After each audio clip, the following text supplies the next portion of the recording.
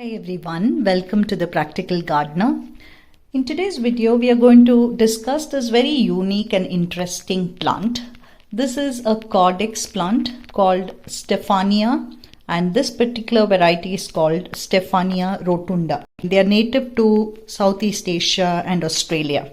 In recent years, these plants have become very popular, probably because, who doesn't want to grow a potato into this lovely plant, right? I mean, it looks like, if you look at the Caudex, a bulb that looks like a potato, and then you get these lovely, beautiful leaves, green leaves, and it does flower as well, very rarely. In this particular case, I have trained it around a rope wire kind of a trellis, and that's why it has this distinct heart-like shape. But if you just let it go, it is nothing but a perennial vine, right? So, but it is deciduous in nature, which means that the leaves do drop off when the temperatures go down. It is characterized by this large woody caudex. This caudex will sprout multiple tall, slender and straight stalks or stems. Now there are different varieties of Stephania. A very close cousin of Stephania rotunda, this one has heart-shaped leaves, right? So you also have another one which is called Stephania erecta, which kind of grows with very tall and straight stems, and instead of the heart-shaped leaves here, it has round-shaped leaves. It's quite a whimsical arrangement, right? And if you look at the petiole, the leaf itself, it's very pretty, and you have the petiole towards the center of the leaf. Very, very pretty. And when you keep it like this, it really looks like this exotic and unique plant. It kind of adds that attractiveness to any indoor garden. This is one plant that you can grow both outdoors and indoors. It likes bright light, but it can do well with all kinds of light, unless it is really low light, then it may not survive there. But otherwise it's pretty forgiving to all kinds of light conditions. In fact, if you put it in direct sunlight, then the leaves will burn. Can go up to 3 to 4 feet in height.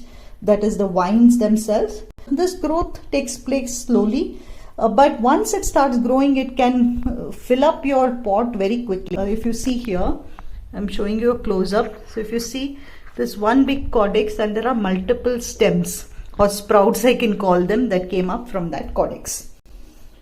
Now, Stephania's caudex is typically between 6 to 7 inches, and but it can be bigger. So this one, the pot that I have it in, is about an 8-inch pot. So I started off with a 6-inch pot first, and that it overgrew that pot, and now I put it into an 8-inch pot. So I think I have relatively an adult size caudex now.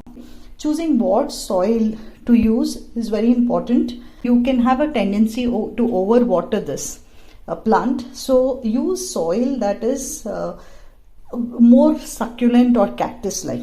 And the caudex naturally helps the plant's roots to maintain moisture. So you don't need to use any moisture retaining or water retaining soil for this, but you do need to use something that is sand based or succulent based or more of perlite or cinder based soil. That would be the best one for this plant. Now when it comes to potting, do use a pot with a lot of drainage, holes in the bottom, for the same reason that you can tend to overwater this otherwise. Now when you receive the Stephania, it will come only as the caudex, so there won't be any of these leaves around it. And what you need to do is first wake it up in a bit.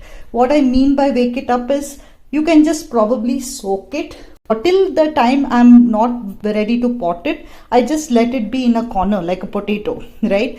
But the minute I am ready with a pot and potting mix and I want to repot it, what I would do is I would soak it for a little while, maybe about at least for half an hour to 1 hour in water. Okay, make sure the water is room temperature, not very cold, not hot.